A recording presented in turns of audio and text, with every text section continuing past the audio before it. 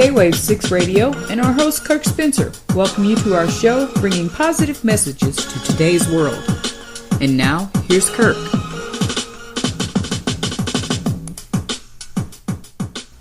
Hello and welcome to K-Wave 6 Radio. Today we return part 2. He has returned. They're back! Okay, Al Sussman, the author of Changin Times, 101 Days That Shaped a Generation. And for our interview, this is part 2. I didn't want to say part 2 without saying that, because you might think he's got 2 parts to his book. I don't know. Do you? No. Okay. That was a quick and easy one. Anyway, before we get into our interview with Al today, I just want to do a shout out for 3 people who've emailed in their hellos, and they're Ermeli from Sweden, Stash from Oregon, and Kimberly from soon-to-be Colorado. It's not the name of the state.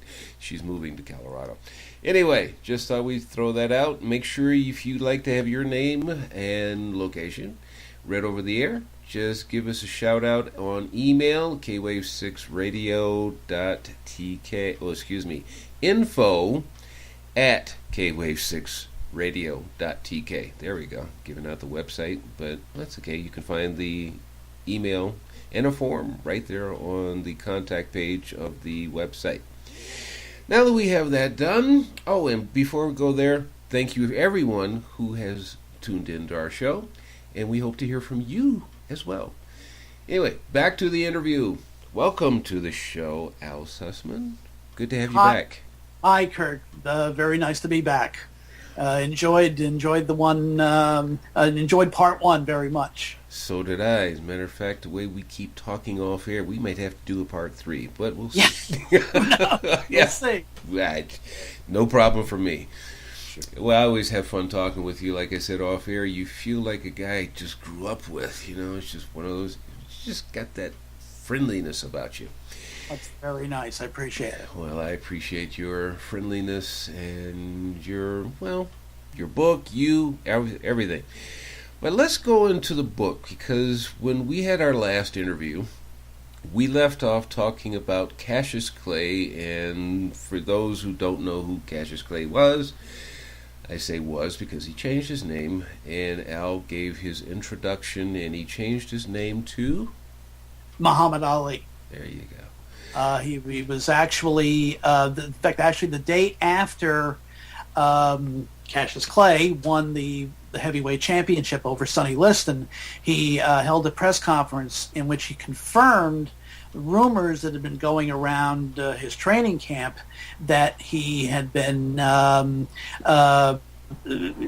consulting with Malcolm X and was exploring joining the Nation of Islam. And so he confirmed that he indeed was going to become a black Muslim, and that he was going to change his name to Cassius X, where it's sort of a takeoff on Malcolm X. And then a few weeks later, with Malcolm and Elijah Muhammad beginning to split ideologically, Elijah Muhammad gave Cassius X his new Muslim name of Muhammad Ali, and that's the one that stuck. Yeah. There you go. Although it took the media a very long time to accept the new name, because even 3 or 4 years later, articles or reports on fights would still identify him as Cassius Clay, a.k.a. Muhammad Ali, or also, as he prefers to be known, Muhammad Ali. Sort of. Actually, I do remember somebody saying that last line, as he prefers to be known. Right. Yeah. It was only after he came back in the early 70s, after he had ultimately won his court case to keep from being drafted, that it seemed that the media had finally accepted the fact that the man's name by that time was indeed Muhammad Ali. Yeah. Tell me something. If I remember this correctly, Howard Cosell used to be almost like a sidekick to Muhammad Ali. Right. Why was that? I think, well, mainly because they just sort of, in those days particularly, Cosell covered his fights pretty regularly for ABC's Wide World Sports. And they got together and they just seemed to click personally. Plus the fact that that Cosell, being with a background as a lawyer,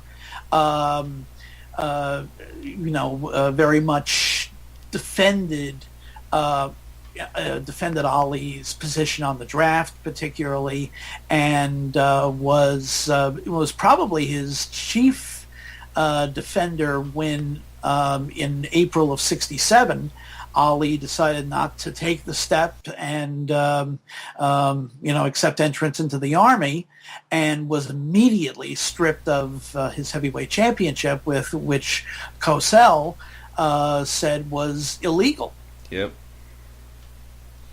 So he remained his main kind of media defender for the 3.5 years of Ali's exile. Mm-hmm. And then as time wore on in the 70s, they almost became attached at the hip. They were almost an act unto themselves. Oh yeah, they used to do TV shows together and all that kind of stuff, picking on each other. Oh yeah. In light, yes. Absolutely. Yeah. Well, with that being said, now you were asking me off air, where do I want this interview to go? Well, I actually am going to defer to you because you wrote the book and you did the studying on this. So what are some of the key points that you feel are really apropos for our day and age now? Well, for instance, I'll give you, just a little bit of a couple of little stats.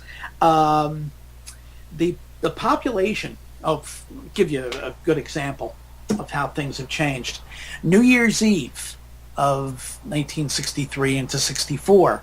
We know New Year's Eve in Times Square now as being this huge event where somewhere in the neighborhood of 1 million people turn out, and there are all kinds of popular music acts, and there's fireworks and light shows and all kinds of other things going on.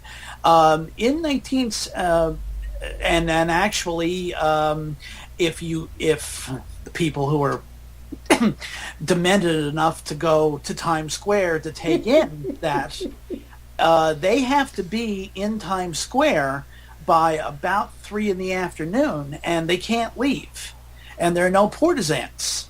Gosh. So, it's an amazing thing. In 1963, on New Year's Eve, they closed off the thoroughfare of 7th Avenue and 42nd, from between 42nd and 47th Streets at 11:10. So 50 minutes before midnight, and it was opened again at 20 after 12. There were about 50,000 people there, because in those days all there was to New Year's Eve in Times Square was the ball dropping, and a pre-recorded bell would go off at midnight, tolling 12 times. And that was it. That was New Year's Eve in Times Square. The bigger event was a few blocks east of there, at Grand Central Terminal, where there was a bell ringers ball for mental health being held, where mainly middle-aged and above people in dressed to the nines showed up to dance to the music of Guy Lombardo and his Royal Canadians. Yeah. And that was the big event of the night, because at 11:15, or either 11:15 or 11:30, CBS would telecast New Year's Eve with Guy Lombardo. This was 9 years before New Year's Rockin' Eve began. Yep, I remember those. Yep, absolutely. And then they would have the remotes from Times Square where they would see, the ball drop, and that's it. And then they would play Old Lang Syne. That was New Year's Eve in those days. Yep. It was a lot less than it is now. And as of January 1st, 1964, the population of the United States was 190,695,000 people, roughly. Mm-hmm. So that's, and we're looking at that now with a population of about roughly 320 million. Yeah. So it's... Say the difference there once again. 60. That was 100. Math has never been my strong suit. So 190,695,000. Back in 19. On January 1st, 1964. And now? And now it's approximately 320 million. Roughly tripled. Yep. Yeah, there you go. Oh, yeah. The only thing I'm going to say that I really liked about the change is I'm glad I don't have to listen to Guy Lombardo anymore. Yeah, that's true. About all that's left of that is that on New Year's Eve, at midnight, when the fireworks are going off, when the ball has dropped in Times Square, and then the fireworks start going off, you hear about 30 seconds of Old Lang Syne on tape, and then it goes into Frank Sinatra doing New York, New York. So there is still a little bit of Guy Lombardo. Yeah, well, at least it's not half an hour or more. Yeah, that was one part I could have done without back in my youth. But okay, it was what it was. Yeah, indeed. And it's interesting. The 190 million people is kind of apropos of the fact that roughly 5 weeks later, on February 9th of 64, 73 million people of those 190 million tuned in to CBS TV to watch the Ed Sullivan Show on February 9th and see the live American debut of the Beatles, an event that a lot of for instance, Stephen Van Zandt of the E Street Band and the fellow who played Silvio Dante on The Sopranos has called rock and roll's Big Bang, because it was, or at least certainly for the 60s generation, because that was kind of the moment when a lot of people who were, roughly my age, who were 13, 14, 15, suddenly realized that I'm thinking of males particularly, that they wanted to have girls screaming at them and and all. And so the next day, that Monday, all of a sudden there was this huge increase in sales of guitars. Yeah. Undoubtedly so. Yeah. And everybody started growing their hair long and... Right. Aye. Exactly. But 73 million people tuned in. In fact, that was roughly a little over double the normal viewership of the Ed Sullivan Show. His normal show would on Sunday night at 8:00 Eastern would draw roughly about 35 million people each week, on a regular basis. And again, this is in a country of 190 million people, but there were far fewer televisions than that. Yeah, that's the point. Yeah, exactly, because of the fact that because in 1964 there were still a lot of well, obviously there were a lot of people who couldn't afford televisions. Yeah. And also there were people like my grandfather who wanted no part of television, and was still wedded to radio. Yeah. And so when 73 million people watched one particular show, that was a very big chunk of the viewing audience. Yeah. Talk about time change. Turn on a TV now and it comes on instantly. Back then you had to wait about 30 to 60 seconds just for the TV to show up. Had to wait for the TV to show up, to warm up. It's like we were talking last time about the fact that Walter Cronkite on the afternoon of November 22nd wasn't able to go on camera with the coverage of the shooting of JFK, because they had to wait for the cameras to warm up because they weren't plugged in. Yep. Yep. Oh, tubes. And most people listening going, what's that tube? What's a tube? YouTube? No. Never mind. It's before transistors and chips, microchips and all that. Yep. Mm-hmm. Long before.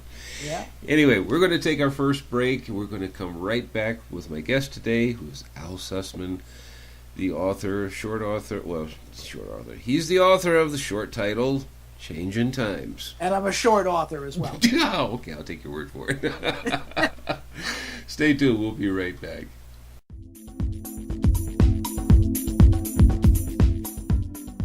Hi, this is Candy Leonard, author of Beatleness, How the Beatles and Their Fans Remade the World.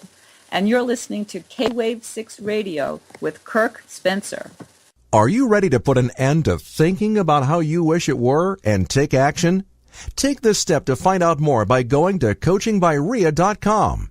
And you can receive your free consultation session with Coach Ria. Coach Ria is a certified professional life coach with a passion to help make the difference in the world.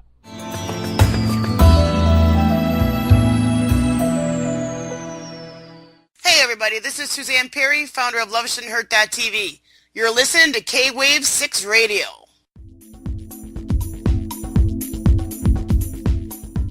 Hi and welcome back. My guest today again is Al Sussman. Here's the long title. Changin' Times, 101 Days That Shaped a Generation. And this is part 2 interview. So, Al, we were just talking about, before the break, about what was going on New Year's, roughly around New Year's 1964. And we were talking about Ed Sullivan and Walter Cronkite not being able to do his broadcast of the JFK assassination because, he couldn't do it on TV because back then everything was run by tubes. Right. Even car radios. Yeah, that's true. And it's funny, you mentioned, you just happened to mention transistors. And that's another reason why the Beatles made it as big as they did so suddenly.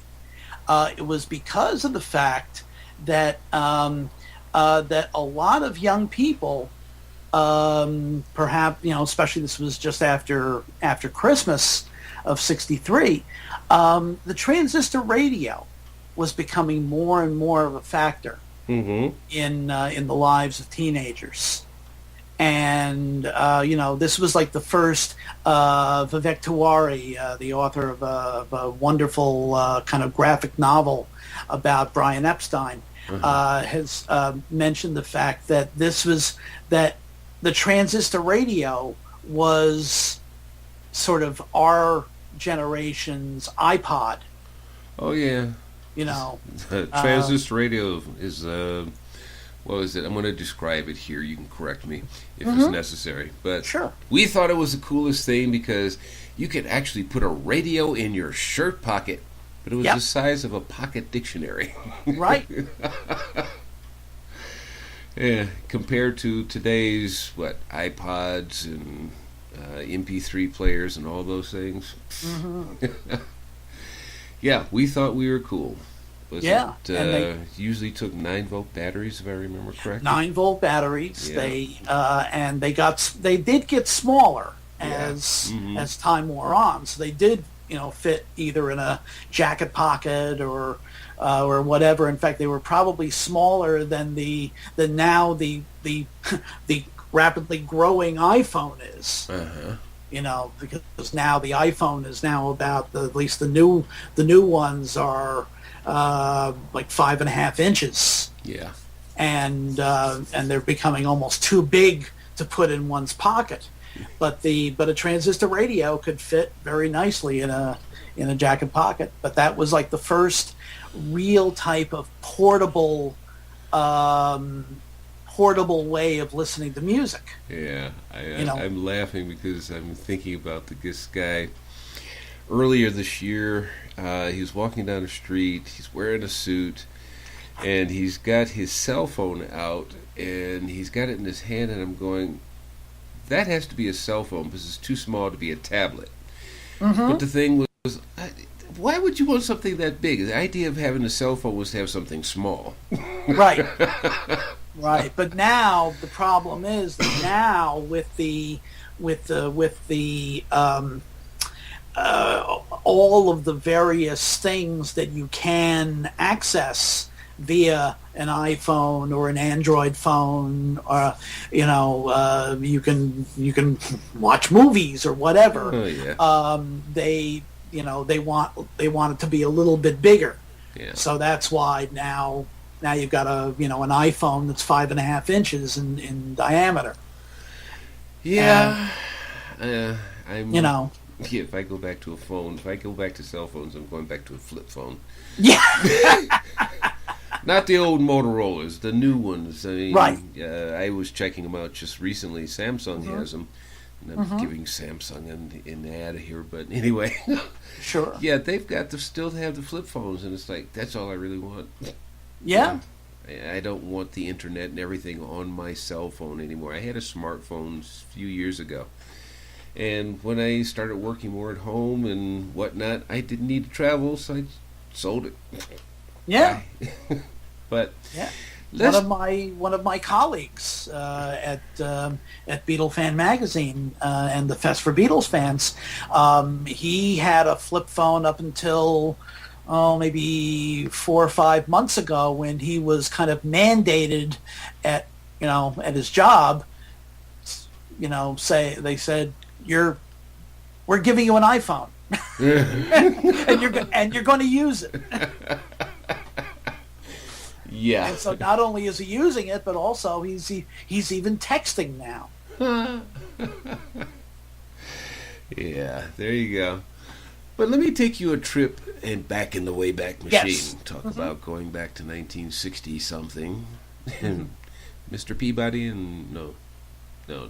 Sherman and Mr. Peabody. There you go. Right.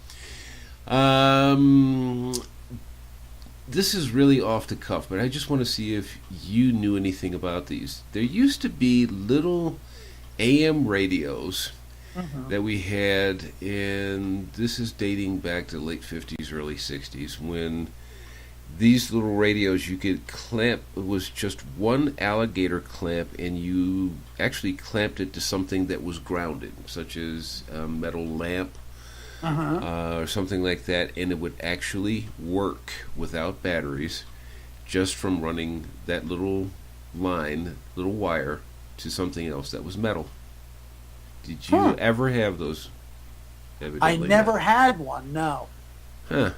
But it's it's I imagine they probably did exist, but I think by the time I got my first transistor radio, I think we were beyond that time.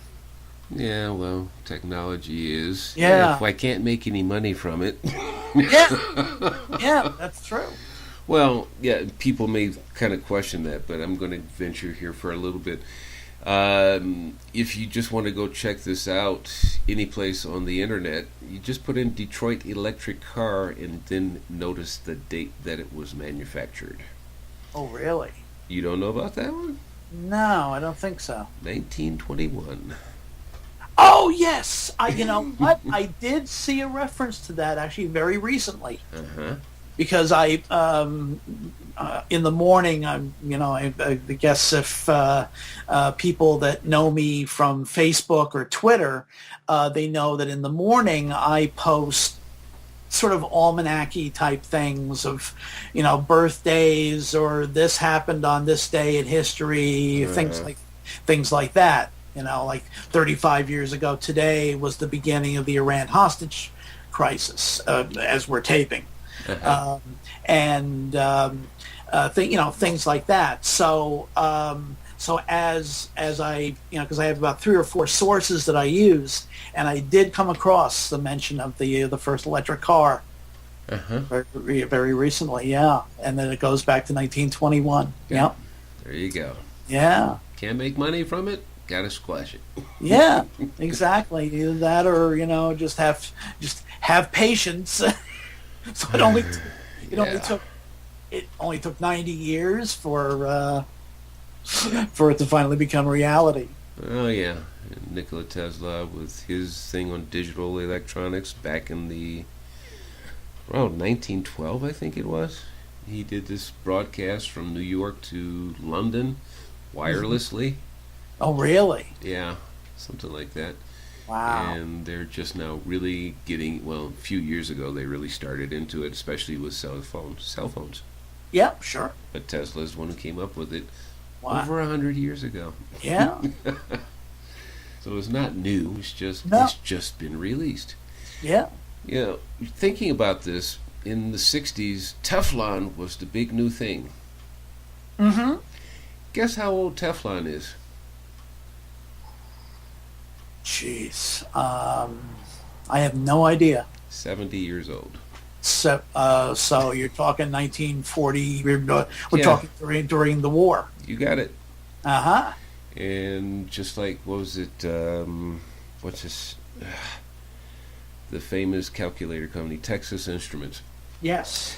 Texas Instruments, reason why they had such a great reputation is because their parts were, they put it this way, the government uses parts that are far superior than what the public gets.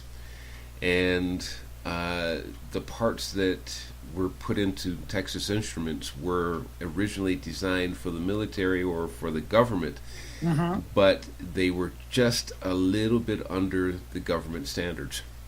That was the reason why, to the public, those things were very, very precious. Sure.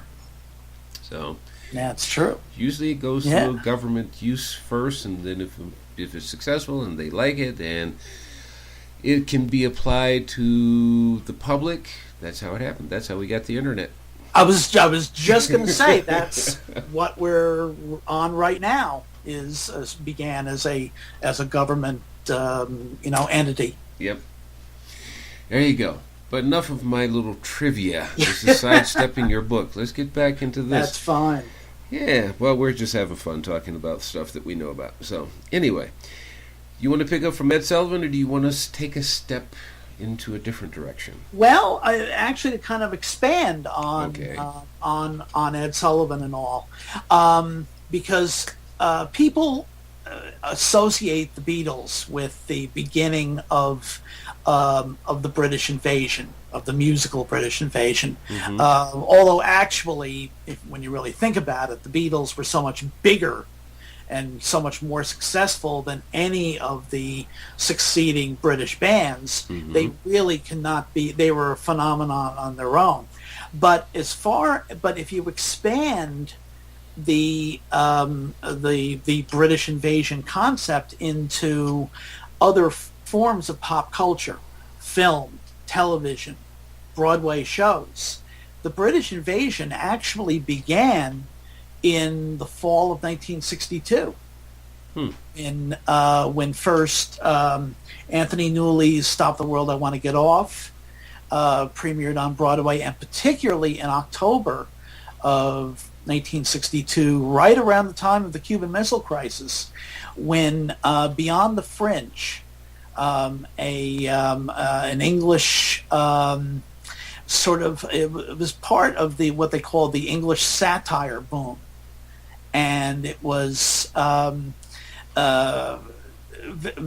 very different from the kind of comedy that we were used to in America, but it caught on very, very, very quickly, and Beyond the Fringe was very successful, and in fact, a second version of Beyond the Fringe debuted on Broadway in January of '64, and this was a show with Peter Cook, Dudley Moore, and Jonathan Miller. And a fourth that is slipping my mind. But anyway, it's, as I said, it was kind of like the vanguard of the English satire boom. And another sort of outgrowth of that was a TV show which was very popular in England during '63 called That Was the Week That Was, which took the, again, a kind of very satirical look at the news, and especially in '63, there was in England particularly, there was a lot to be satirical about, because '63 was the year of the Profumo, the John Profumo Christine Keeler scandal, and that was the week that was, got a lot of mileage out of that. They also did, to their credit, they did a wonderful non-mawkish tribute to President Kennedy the night after the assassination, and in fact it ran here in America on NBC on that Sunday night. A videotape had literally been flown over. And was shown on NBC on that Sunday night while the president's coffin was lying in state in the Capitol Rotunda, and that show, That Was the Week That was the breakthrough for David Frost, who was kind of the anchor of that show. So that's where he came from. Yes, exactly. And in fact, now That Was the Week That Was ended in December of '63. Frost then, the following year, went on to do his own show, and two of the writers and performers on that show were John Cleese and Graham Chapman. Of course, became two of the original members of Monty Python. Yeah. So that again, this is the evolution of that satire boom in England.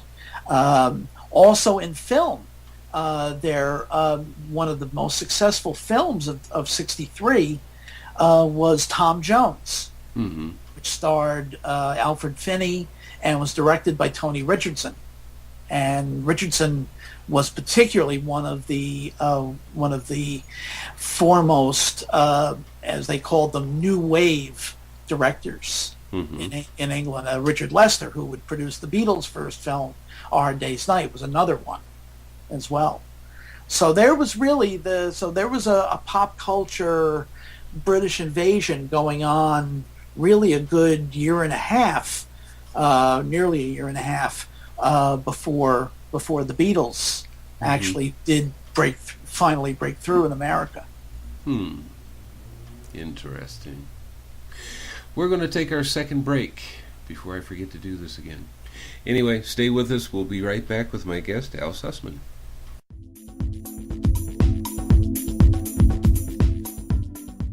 Hi, this is Dr. Nick Leroy, and you're listening to K-Wave 6 Radio with its host, Kirk Spencer. I'm a holistic physician. I specialize in women's health, breast thermography, the alternative treatment of cervical dysplasia and gastrointestinal disorders. And you can find me at drnick.net. Hi, this is Pat Kammer, author of Love's Voice Changes You, Book 1. And I now have Book 2, which is called Hello Awesome, Message from Spirit in Pat's Patters. Buy your book from Amazon.com.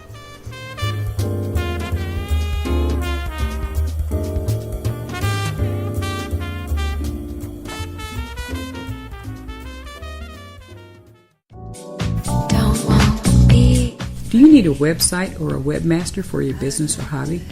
A wordsmith for a research paper or for a script, an article, or for a language translator? Do you need an audio or visual project created or edited?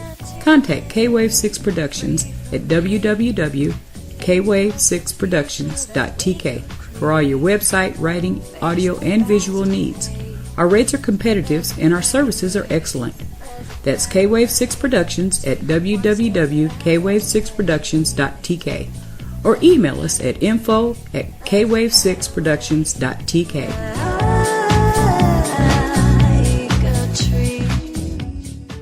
This is Belinda Farrell from Find Your Friggin' Joy at www.hunahealing.com, and you're listening to K-Wave 6 Radio. Hello and welcome back. Again, my guest today is Al Sussman, the author of Changing Times, 100 Ways That Shaped a Generation, Part 2. Interview Part 2, not book Part 2. Anyway, just before the break, Al and I were talking about, well, actually Al was talking about it, 1964 British TV in the U.S. and how some of this stuff actually precluded the Beatles. So, Al, you got the mic, so roll with it, my friend.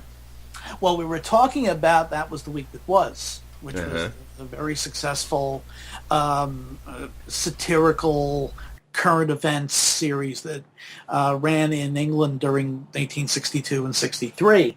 And they, as I mentioned, the series ended in December of 63 in England. One of the reasons for that was because David Frost was busy commuting from England to the U.S. or to New York, specifically because there was an American version of That Was the Week That Was that had already been sort of committed to, and a pilot for the U.S. version had aired in early November of 63, and the series began in January of 64.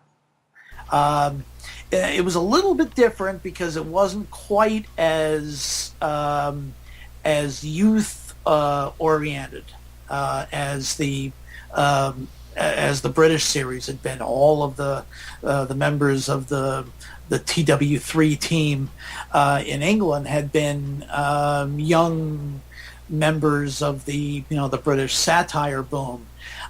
In the American version, some of the people involved were a little bit more, TV familiar. Yeah. People like Orson Bean and Phyllis Newman, Mm-hmm. who in fact actually were very familiar faces on quiz shows of the time. But they were involved. Henry Morgan, who had been a long running panelist on I've Got a Secret, was also involved with the American TW3. But there were also young. But there were some. There was some young blood involved as well. For instance, Alan Alda, who was really just beginning his career and actually had a background in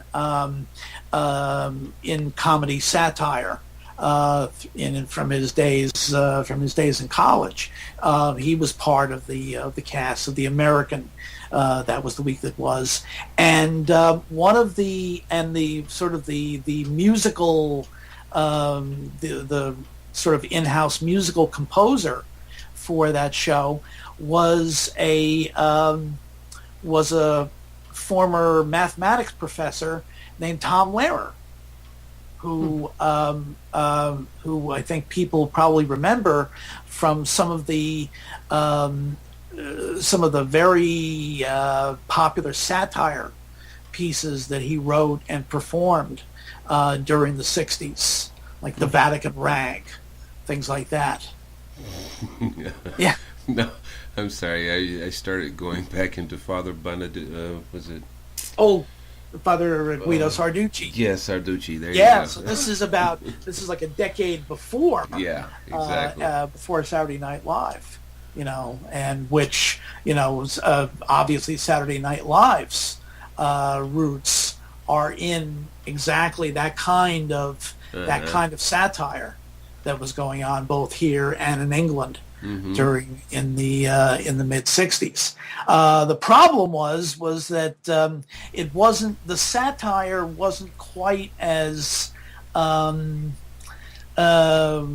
honed as it was on the BBC version, because for one thing, NBC censors took a lot of the sting out of a lot of the satire. Plus, also, the show premiered in January of '64, and 64 was an election year in the U.S. And so when it returned for the 64-65 season, any number of weeks during the fall of 63 or 64, I should say, it was preempted for in fact half-hour long, sort of long form political commercials or political infomercials. Yeah. I guess you'd call them now. So that the American, that was the week that wasn't able to get any kind of ratings momentum, and in fact it was canceled in the spring of '65. But it sort of set the pattern for the Smothers Brothers Comedy Hour. Yeah. Things like that. To an extent, Rowan and Martin's Laugh-In, and certainly Saturday Night Live. Rowan and Martin's Laugh-In. Oh, yeah. That was one show that I wish they could actually... who was it? Mel Brooks was actually talking about something, or was quoted recently. He was saying that the movie that, as far as I am concerned, I knew about Mel Brooks before this time, but Blazing Saddles. Yes, he was quoted saying that he could not make that movie today in today's political atmosphere. Absolutely. There's no way in the world he could make that movie today. Especially with with all the racial humor, and all, and political correctness really killed it. Exactly. Oh yeah, would have absolutely. There's no way that a studio would make a movie like that today. They might not even make Young Frankenstein today. That's true. That's very true. Yeah. Yeah, some things we grow into, some things we grow out of, and we suffer the consequences sometimes. Yeah. And we're doing that nowadays. Never mind, I don't want to get into a political or whatnot. No, it's just some things that burn me up about being in the United States, and some of the reasons why I just went, it's not worth living there anymore. But anyhow, let's move on before I get into the thing of what I don't like. So, anyway. Well, matter of fact, along with That Was the Week That Was, the other big British, well, not a British import, because it really didn't begin showing up on American TV screens until really the 70s on public TV, was Doctor Who, which debuted on BBC TV on late in the afternoon of November 23rd, 1963. So this is the day after the assassination of President Kennedy. And it almost didn't get on the air because because of the BBC's coverage of the events in Washington and Dallas, and also because of a series of power failures that were going on throughout Britain. But the debut episode did air on late in the afternoon of November 23rd. In fact, shortly before that was the week that was tribute to President Kennedy. And you can actually, at least I think you can still access it on YouTube, the debut episode of Doctor Who, and it looks very, very primitive today. It looks almost like if you've ever seen the kinescopes of Captain Video. Yeah, well, actually, I remember the first year of Doctor Who. Oh, you do? Okay. Oh, yeah. It was like somebody. Basically, it would be the equivalent of, for people who don't know what it was. It would look like some kids going into their garage and taking cardboard and tinfoil. Pretty much. Yeah. Yeah. Very, very primitive. But it was the beginning of a series that is, in fact, still running today on British TV. Mm-hmm. And it's had a kind of a spottier history here in the U.S., but there's a pretty substantial following for Doctor Who even here in America. Yeah. There's only one Doctor Who I really liked, and that was the one with the curly hairs. Tom something, I don't remember his last name. Oh, right. Okay. He always wore the colorful scarf. Mm-hmm. He had the greatest sense of humor and still could be serious at the same time. Yeah. Yeah, but that was just my choice. Yep. Anyway, let's move on to what else was going on in 1964. Well, the same week that the Beatles arrived in the U.S. for the first time, we had a crisis. A little bit of a crisis involving the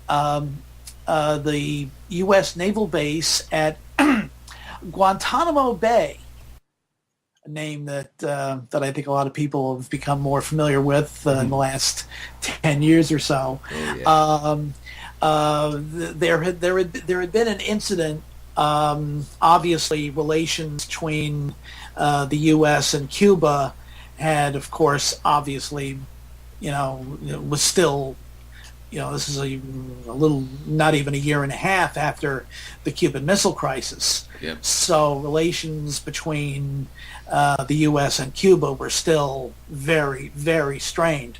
And there was an incident where 4 fishing boats full of, commercial fishing boats from Cuba had been seized near Key West, Florida. And so to counter that, Fidel Castro decided to turn off the water supply at Guantanamo Bay for 23 of the 24 hours in a day.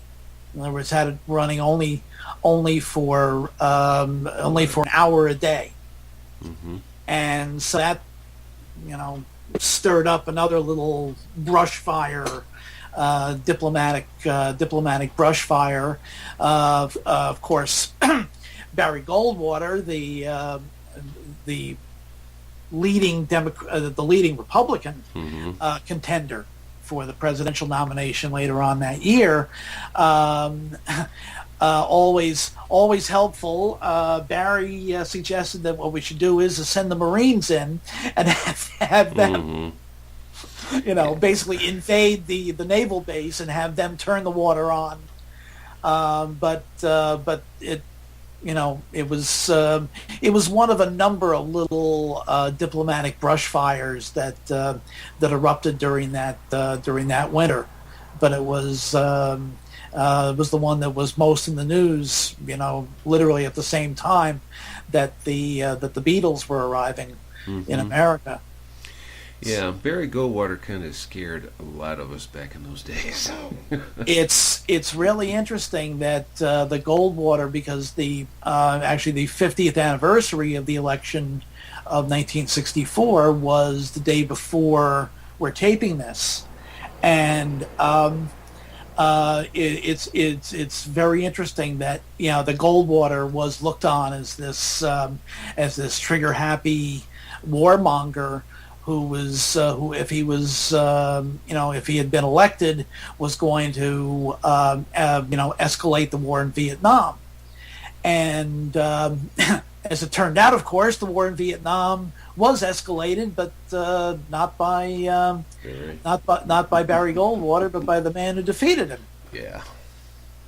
In that election, who also, as a matter of fact, in his first State of the Union message in January of '64, began the war on poverty, which was one of the domestic initiatives that that President Johnson began during '64 and '65, and other than and unfortunately, in a lot of cases, were kind of preempted by the escalation of the war.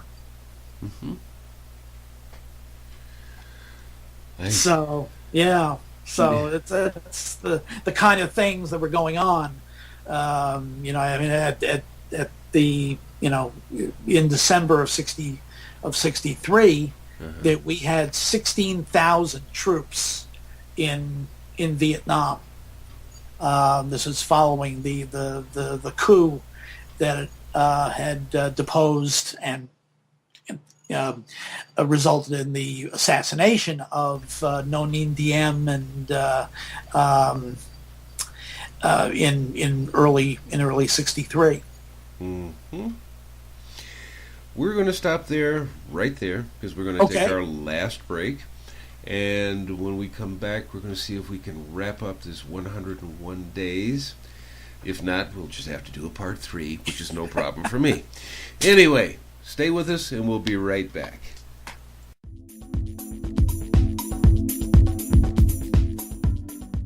Hi, this is Lisa Avebury, and I am with Sacred Introvert Retreat Tours.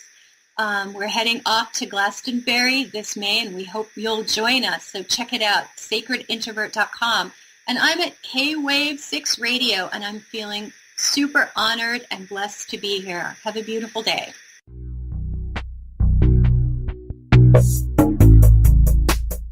Hi, this is Amy Young of JSJ Phone.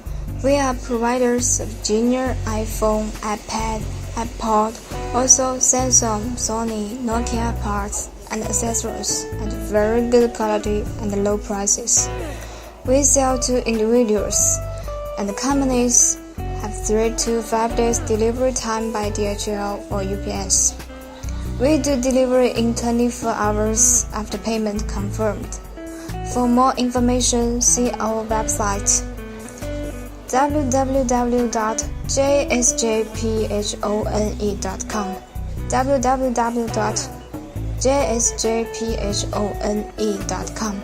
Contact me, Amy Young, mailbox emy@jsjphone.com, or by phone 0086 134 186963995, by Skype emy.yang2012.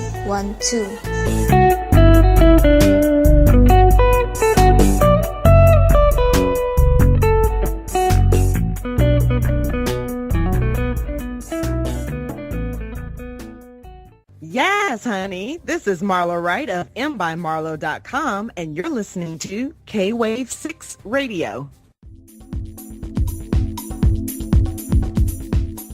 Hello and welcome back to our last segment here on K-Wave 6 Radio. My guest today is Al Sussman, the author of Changin Times, 101 Days That Shaped a Generation, Interview Part 2. And we'll see if Al is going to cut it short or he's just going to opt for a part 3 interview. We'll see how it goes. So, Al, I'm going to leave the microphone to you. I'm going to sit over here and be quiet in the corner. So you can pick up from wherever you want to go from there. Okay. I've just been perusing my notes and come up with all these little items that may be of some interest. In February of '64, the Ford Motor Company announced the debut that April of a new sports car that was going to basically take on the Chevrolet Corvette as a competitor for the Chevrolet Corvette, and it was a sports car called the Mustang. Mm-hmm. And the original list price for the Mustang, for the '64 Mustang, was $3,000. Wow. Yeah. 3,000. Yeah, you pay that much just on the wheels today. Yeah, exactly.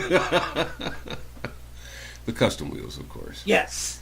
Jeez. We were talking about it off air. You gave me another example about an apartment on Park Avenue. Right. Well, actually, not Park Avenue, but Central Park West. Okay, Central. In New York, which is still a very prestigious area of real estate in New York. And in December of 1963, you could get a 2-bedroom apartment on Central Park for between $200 and $250 a month. Yeah. That works up to, what, $8.33 a day?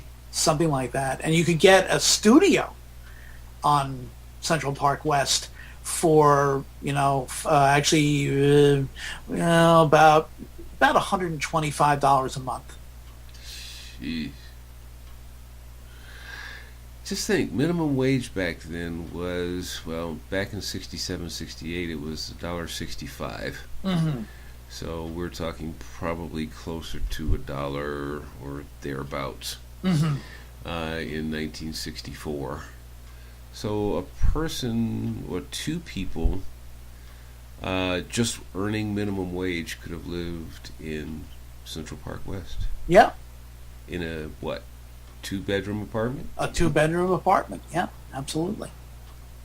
Yeah. Minimum wage, 2 people couldn't get that probably in the whole city. Today at 11 o'clock.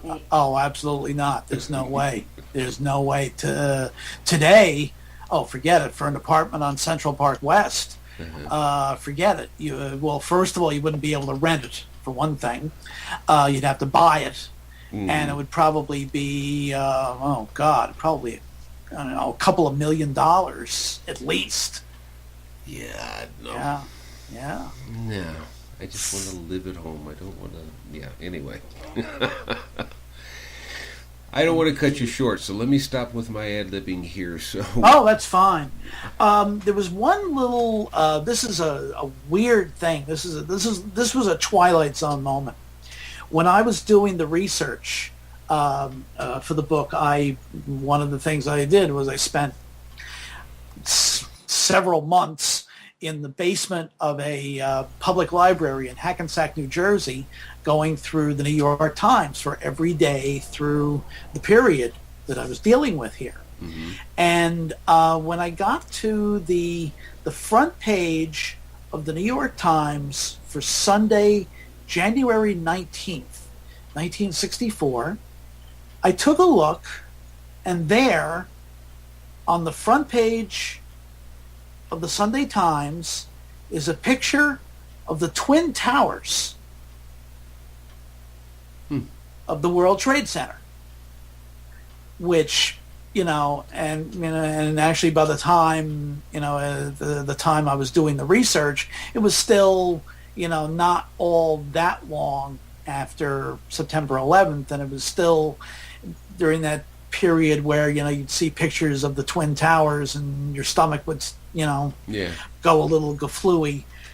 Seeing that on the front page of the New York Times on January 19th, 1964 was bizarre.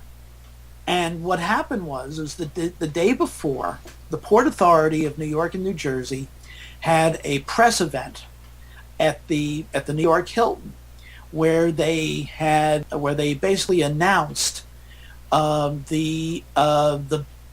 would be the building of the World Trade Center, of the entire 16-acre center called the World Trade Center. That would be including not just the Twin Towers, but all the other buildings as well.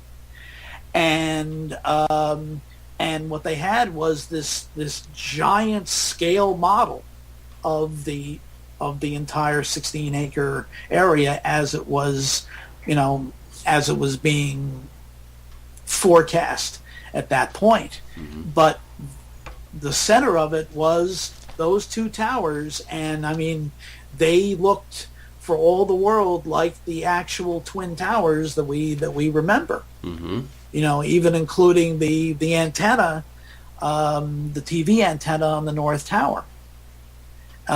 So it was very, very, very strange to see that when, considering that the first spadeful of dirt wasn't turned over for another at least about another 2.5 years.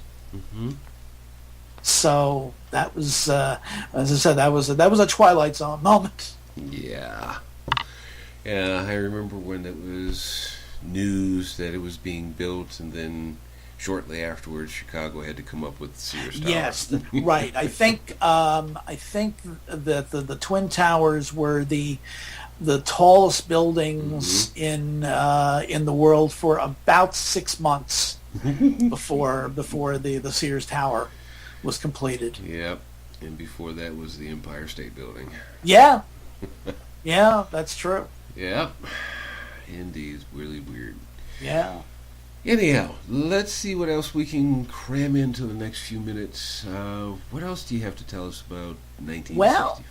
Well, in December of 63, there were another sort of sign of things to come. There were experiments in hallucinogenic drugs that were being held at an estate in Holbrook, New York, by Dr. Timothy Leary and Dr. Richard Albert, the man who in the future would become known as Ram Dass. Yeah.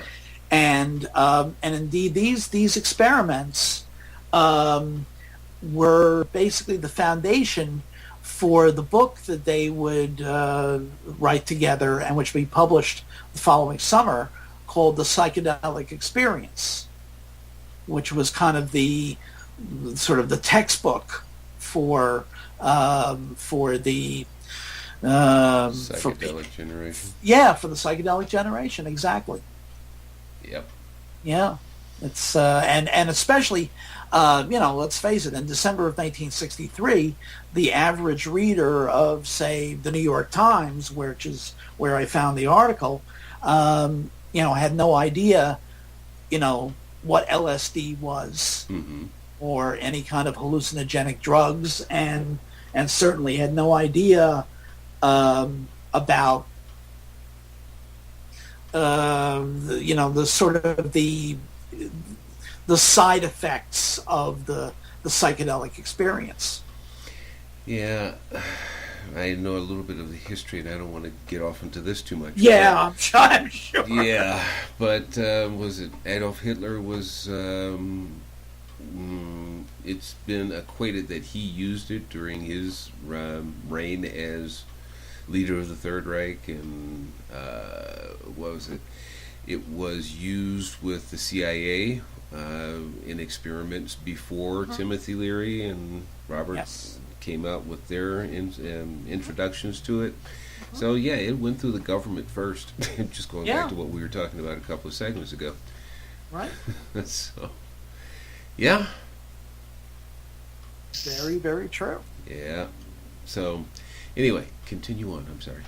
Well, in that same vein, we were talking about the sort of the influence of various types of pop culture, and now the James Bond films were becoming very popular at that point. Dr. No had been released in the latter part of '62. From Russia with Love was released in England in the fall of '64 and would debut in the U.S. in the spring of the fall of '63 and would debut in the U.S. in the spring of '64. But in between, in January of '64, a new book suddenly appeared on the bestseller list called "The Spy Who Came In from the Cold," which painted a very different portrait of the world of espionage. That was a good deal less glamorous than Ian Fleming's creation of James Bond. And this was it wasn't the first book, but it was actually his third book, but it was the first big success for an author who called himself John Le Carre, and that was the beginning of a string of best-selling mysteries that continue to this day. Interesting. Yeah. I have a question for you. Sure. You want to do a part 3? If you like, sure. What I'm really picking up here is just, you're only talking about 101 days. Exactly. And we're into part 2, and we're going to have to go into part 3 just to even... I would assume you've got notes coming out the wazoo over there, but we're not hitting it all that much, and it's not that we're talking all that much about one particular subject. Yeah. But yes, you are definitely invited back. So if you're willing to come back, we'll have you back again soon. That would be great. I've enjoyed these two shows very much, and so sure, absolutely, a third show would be great. Wonderful. We'll get that done after we get off air. But before we go, let me do my usual announcements and thank everybody for being here. Just remember that if you want your name and just your first name and your location, you say where, mention on the air, we'll give you a shout out on each show. Not on the Thoughts for Growth segments, just on the shows. So it doesn't matter, I've only been doing 3 so far, but that's just because I just started this week. So anyway, we're going to do that. You can hear us on iTunes, Stitcher, podcast.com, RSS feed, and YouTube. We do that just so you have a variety, and you can listen to us at any time because all the shows are archived automatically, so they'll always be there. So make sure that you subscribe to your favorite media player, and you can listen to us any old time, and you don't have to come looking for us when we post a new show. All of our media players are supported on smartphones, tablets, and computers, and as I hear, even in your car stereo system. We also ask that you follow us on Twitter and Facebook and our blog and website. We also ask that you support our advertisers. If you miss their commercials during the programming, just go to our website and click on the advertisers page. And in final, if you have any suggestions, questions, and or comments, please send an email to info@kwave6, that's the number 6, radio.tk. That's info@kwave6radio.tk. And you can also find a quick link in a form on our website under Contact. Thank you very much for being here, everyone. And Al, thank you for being here, and welcome to come back a third time. Yes. That'd be great. I'd appreciate it very much. And thanks for having me on again. Oh, definitely. I told you, it's just like I grew up with you, so you're always welcome here. People, you ought to hear us talking off air. We just go on and on and on and on and on. If we actually recorded that today, this would have been a 2-hour interview. Yes, This is true. Anyhow, thank you everyone for being here. Al, thanks for being here. We'll look forward to seeing you again soon. Thanks very much. And everyone take care and be well. Thank you for being part of our audience. For more information about K-Wave 6 Radio and the services we offer, go to www.kwave6radio.tk. Have a wonderful day.